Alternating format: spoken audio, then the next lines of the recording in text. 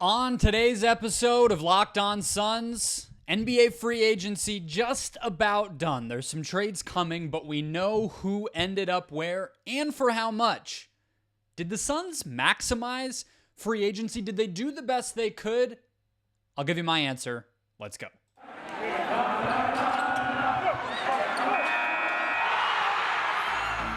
You are Locked On Suns, your daily Phoenix Suns podcast.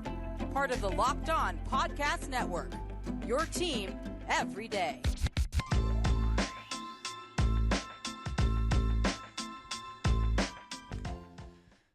And we're back. This is Locked On Phoenix Suns. We are part of the Locked On Podcast Network, and I'm your host, Brendon Kleen, a credentialed media member covering the Suns for the past 6 seasons, a writer at Suns.com, and the host of the Just Basketball Show wherever you get your podcast. Thank you for making Locked On Suns your first listen.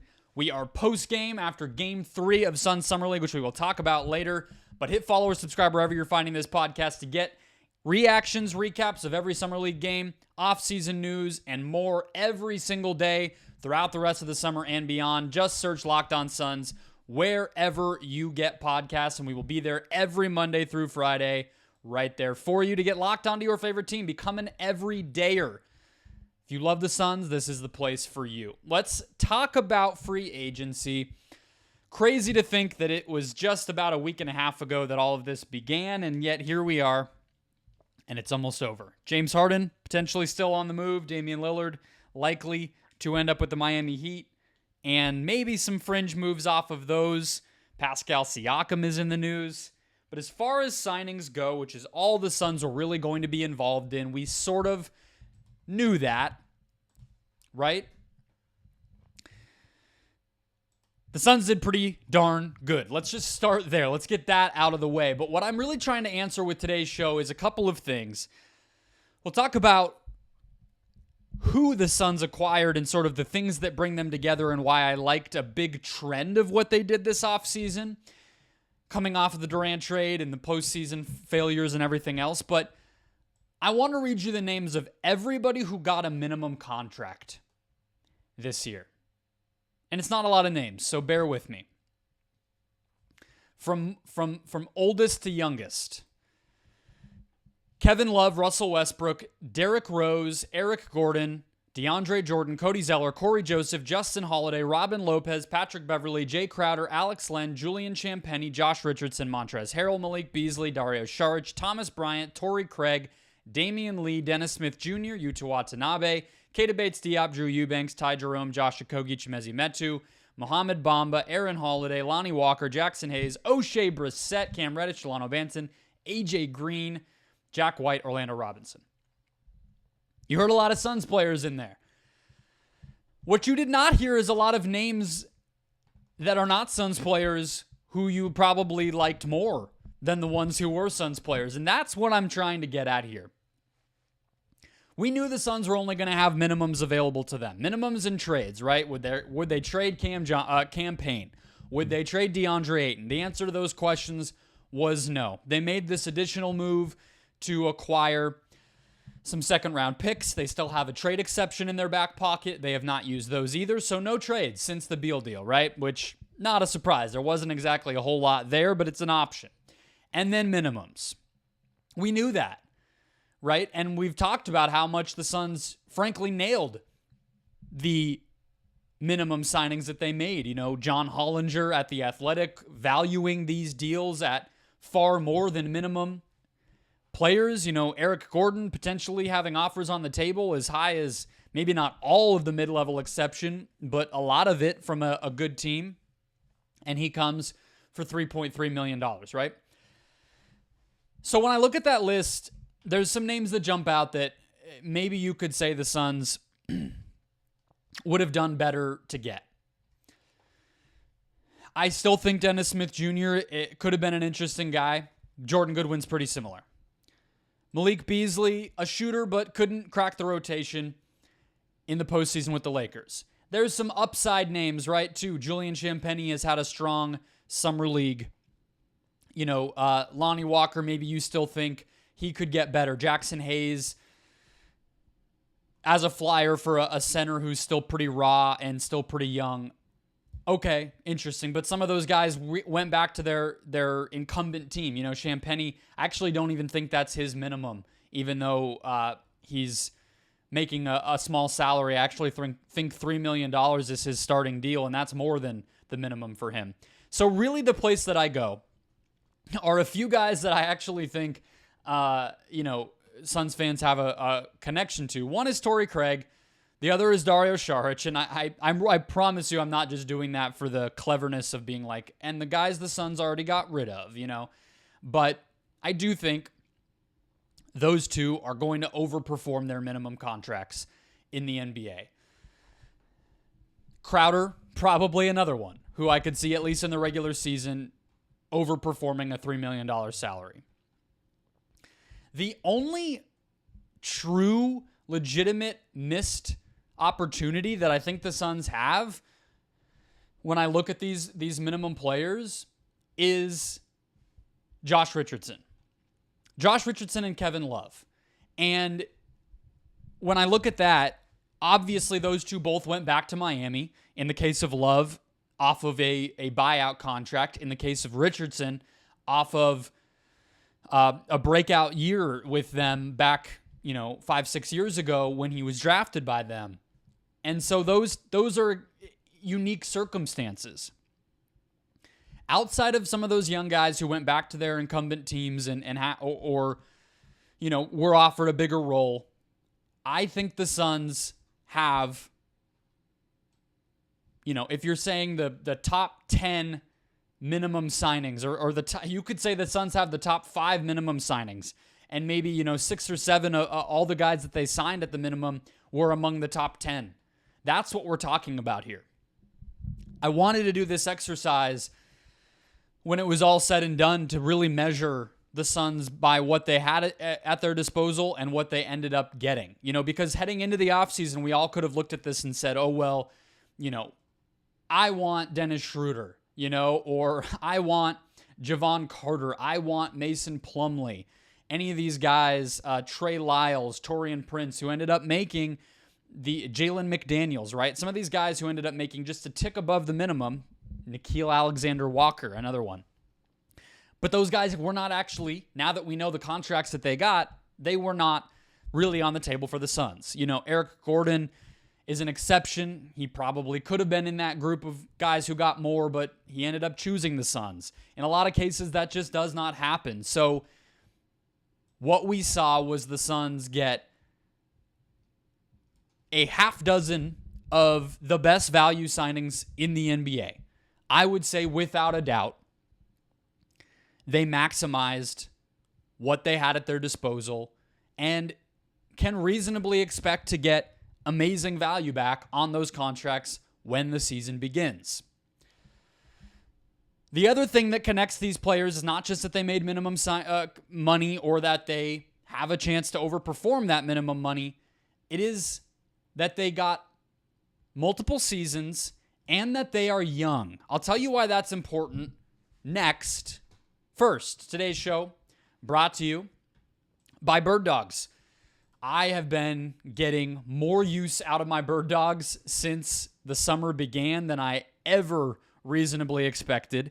I love them, they are very comfortable. They are something that we all got to try out because we work at the Locked On Podcast Network and want to talk them up to you guys. But man, do I feel lucky that living in Arizona, I can really pitch these things to you and mean it, because Bird Dogs make you look good. They are stretchy. They are khaki shorts. They are athletic shorts. They are comfy or lounge shorts. They fit slimmer through the thigh and leg to give you a sculpted look, but they have that flexibility to stretch to your body. So they're going to fit you well, make you look good, but they're not going to be tight and cramped the way that some are. They fit way better than regular shorts that are made of stiff, restricting cotton, and they do the exact same thing as Lululemon, but they fit way better. They also have an anti-stink, sweat-wicking fabric that keeps you cool and dry, which again is perfect for the Arizona summer. Go to birddogs.com/LockedOnNBA or enter the promo code LockedOnNBA to get a free Yeti-style tumbler with your order. That's birddogs.com/LockedOnNBA or use the promo code LockedOnNBA at checkout for the free Yeti-style tumbler with your first purchase. You will not want to take your bird dogs off. That is their promise. In addition to getting great value, the Suns got younger. And let's talk about that here now, as well as the contract details. And these go together, all right? Heading into the offseason, the Suns had a rotation made up by the end of the Nuggets series of Landry Shamet, who's not old, but he's on his second contract. Jock Landale, an older rookie who then has already been in the league for 3 years. Torrey Craig, Chris Paul, TJ Warren. These were the guys who were playing for the Suns by the end of the playoffs. And you heard me want some of them back, right? So I am not here to say that I foresaw this or that this would have even been my strategy. You know, maybe I would have preferred heading into the offseason a target like a Kevin Love and everything else before I really knew what was available, what was on the table, and what the overall view was. And that overall view is to get younger, very clearly. And it started with the Beal trade, if I'm being honest with you, right? You even actually go further back than that, you know, to the midway point of the regular season or even last regular season when guys like Dario Saric and Jay Crowder were in this rotation. It was just very clearly, aside from the young core of Booker and Ayton and Bridges and Johnson, it was an older team around the fringes. JaVale McGee was a prominent part of this team not too long ago, right? And so getting younger was the focus, and they did that. The Beal trade began it by swapping in a point guard in Chris Paul, who is 37, for a guard in Bradley Beal, who is still in his prime. And I think that is getting lost. There is a lot of talk about injuries with Beal. There is a lot of talk about not being able to adjust. And there is a lot of talk about what you are paying him. There is not a lot of remembrance that, aside from the fact that he has been on losing teams and had some awkward and strange trends in his numbers, he is firmly in his prime, 29 going on 30. That is exactly the age that you want to acquire. Sorry, I think he already turned 30. The age that you want to acquire players. You don't get superstars via trade when they're 26. Right? That just does not happen outside of very extreme circumstances. You get them near the end of their second contract. You get them in the beginning of their third contract, and that is what Beal is, but he is still age 30, right where you want him to be, and 7 years younger than Chris Paul, most notably. Then you look at what else they've done, and you want to throw Jordan Goodwin in here, I would say, as well. Goodwin is 25. Josh Okogie, who they brought back, is 25. Keita Bates-Diop was an older rookie and then has, spent his entire first contract with the Spurs, so he is 28, but entering his prime, and basketball-wise, fairly young because he had a redshirt season in college and then has not played a ton until recently in the NBA. Drew Eubanks is 26, Chimezie Metu is 26. Yuta Watanabe is probably the exception here at age 29, and then obviously keeping that second-round pick and drafting a 23-year-old. They could have gone younger, of course. The Suns love to draft old in the draft, but again, 23.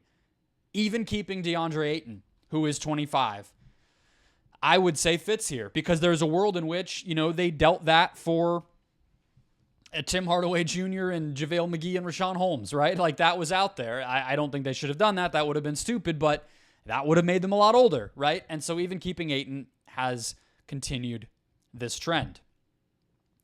I think that's a perfect, very smart thing to do because while there is an obvious concern that somebody like Eubanks or Diop, who we expect to have a pretty significant role. I mean, Bates-Diop to me feels like somebody who could end up starting for this team, and Eubanks is likely to be a heavy minutes player as the backup 5. Maybe those guys break out and they decline their player options, and the Suns are going to be limited in what they can offer in after one season in free agency next year. They're obviously not going to have cap space, and so what they're going to have to look at with that stuff is a 125%, I believe, increase on the minimum. So that's sort of what a version of what the Nuggets just dealt with with Bruce Brown or what the Lakers dealt with when it came to Austin Reeves. There are limitations.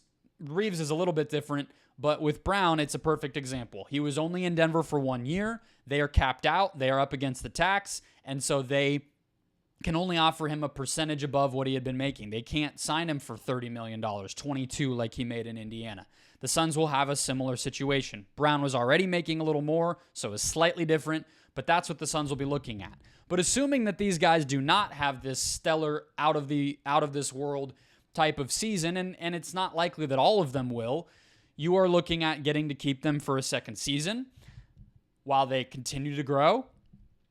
And after the second season, you start to have a lot more flexibility. You can sign players for up to 175% of what they were making the previous season. So let's just do that thought experiment for, let's go with Bates-Diop, right? So next season, I know we're getting ahead of ourselves, but that's the contract he just signed. I'm just walking through it. He makes $2.65 million. 175% of that contract is, just shy of $5 million. That is a significant raise that the Suns would be able to offer him. And honestly, after 2 years of production on a championship contender, maybe that's not even enough. But the point is that it is an option for them. The same can be said for Josh Okogie, and that is important here as well. The Suns reportedly, according to SpotTrack and Keith Smith, who does a great job, that contract has not been confirmed to be one of the deals that is a 2-year deal, but Okogie will already be up for that next summer. They will have the early bird opportunity with him, which I believe is the 175% number. They will already be able to give him that raise. Damian Lee, same thing. Cameron Payne actually is extension eligible right now. I do not think they're going to sign him to one, but he is another example of somebody. He's 29 already, but a player who they can give a bigger contract to next summer if he continues. Maybe he has an unforeseen great year.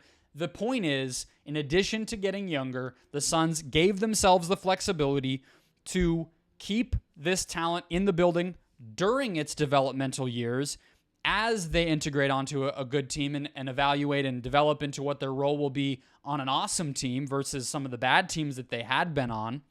And that's important too.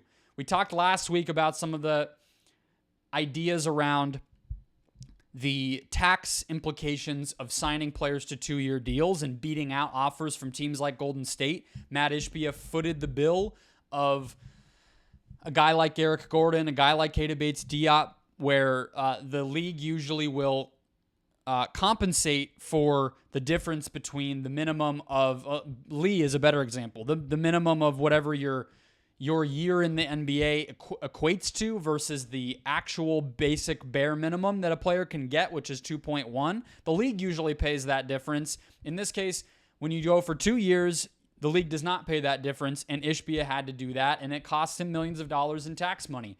There are all these ways that the Suns financially, cap-wise, made the smart decision.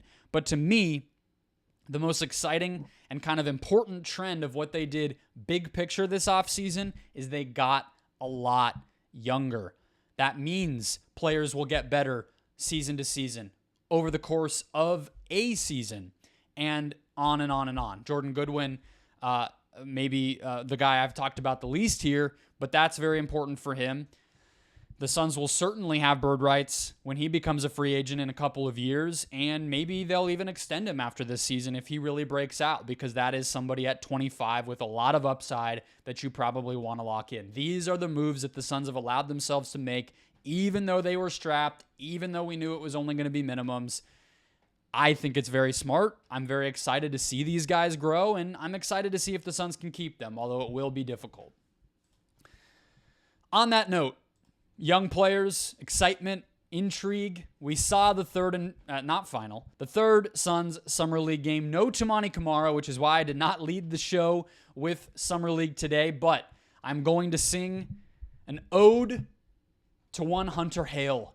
Coming up next, first, today's show brought to you by BetterHelp. BetterHelp is making therapy easy, efficient, and personalized in a way that I think is much for the better.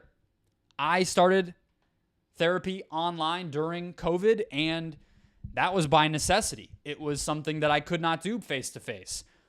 It was just a matter of dealing with what comes in life. We're faced with tough choices, dealing with decisions around our careers, relationships, or anything else, and therapy helps you stay connected to what you really want while you navigate life. Trusting yourself to make decisions that align with your values is like anything. The more you practice it, the easier it gets. Again, it can be intimidating, it can be overwhelming, it can be confusing, it can be expensive. BetterHelp is there to help you navigate all of that. If you're thinking of starting therapy, give BetterHelp a try. It's entirely online, designed to be convenient, flexible, and suited to your schedule. Just fill out a brief questionnaire, get matched with a licensed therapist, and switch therapists anytime for no additional charge. Let therapy be your map with BetterHelp. Visit BetterHelp.com/LockedOnNBA today to get 10% off your first month. That's BetterHelp, HELP.com/LockedOnNBA. Alrighty. Hunter Hale. I'm just going to give you a few minutes on this dude and the promising prospects of a lot of these guys, to be honest with you. The Hale part of this, though, was predictable.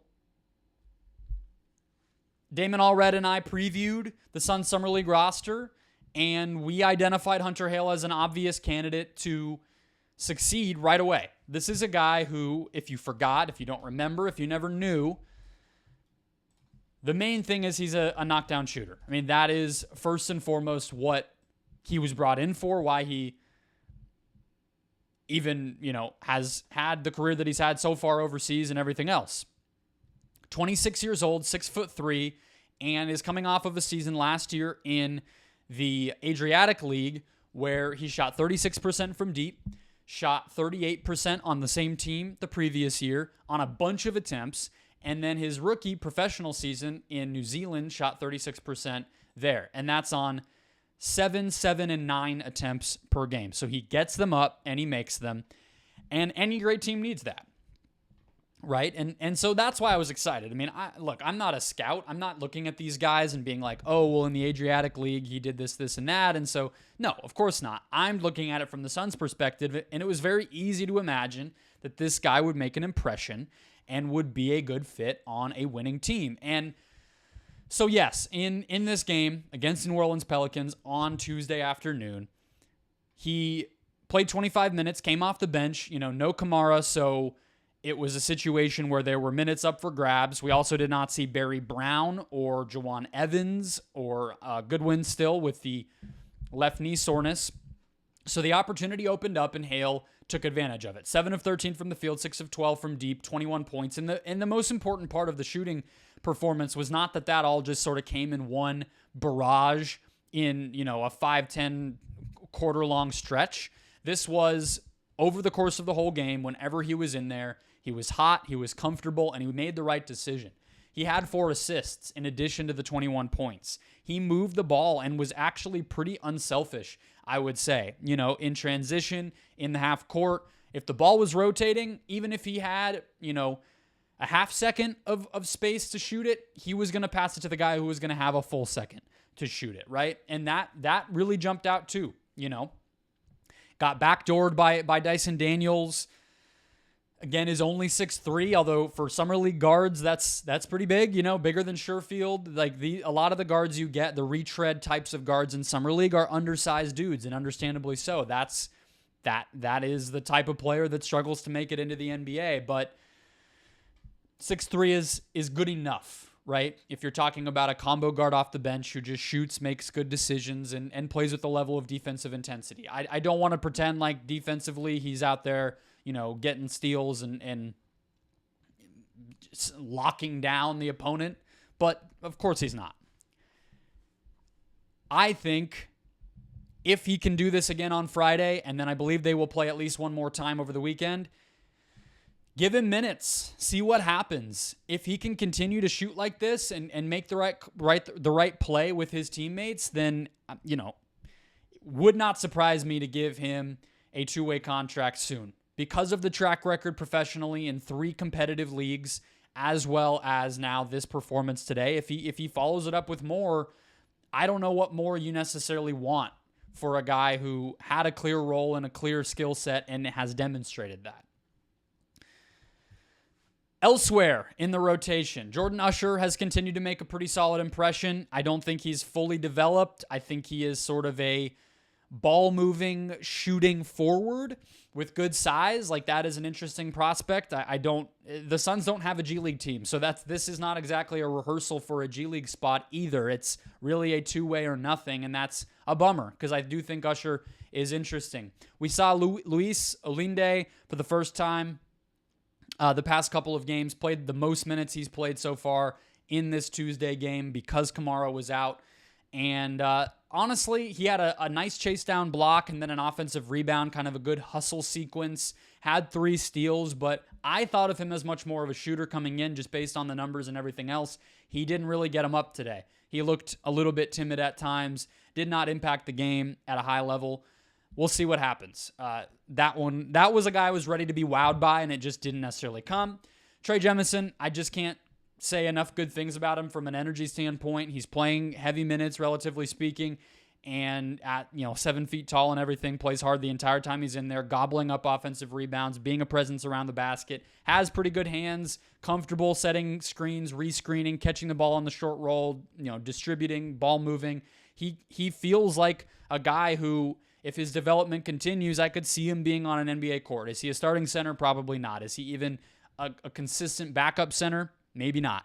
But he is a guy who deserves to be a pro, probably in America, whether that's the G League or the NBA. Maybe it's for the Suns, maybe not. They do need size. But if Bol is in consideration here, that might have been Jemison's spot. I do not know. We'll see what happens the rest of the way. 2 days off, we'll have a show breaking down Bradley Beal with Mike Prada of The Athletic. He is the guy who started Bullets Forever, the Washington Wizards site, and the best Wizards guy that I've heard and read. So he will talk to us about Beal and how he will integrate with Phoenix. And then tomorrow, we'll have Aaron Edwards for his weekly check-in. We will talk about this bizarre Devin Booker 1 leak, as well as I want to do a little bit of a hater's guide to the Damian Lillard sweepstakes, because we are seeing the exact same dynamic that played out with Kevin Durant last summer play out with Damian Lillard this summer, and I think we can maybe have some fun at the expense of the Portland front office and the media and Portland fans and everybody in the NBA ecosystem, and get to the bottom of what the actual issue here is, which is not player empowerment or whatever else. So hit follow or subscribe wherever you find podcasts. Just search Locked On Suns if you've not done so already. We'll get this show in your feed every single Monday through Friday throughout the rest of the offseason and beyond. If all that sounds good to you, become an everydayer. Join the group. 5,000 plus subscribers on YouTube. We really appreciate that. And I will talk to you tomorrow.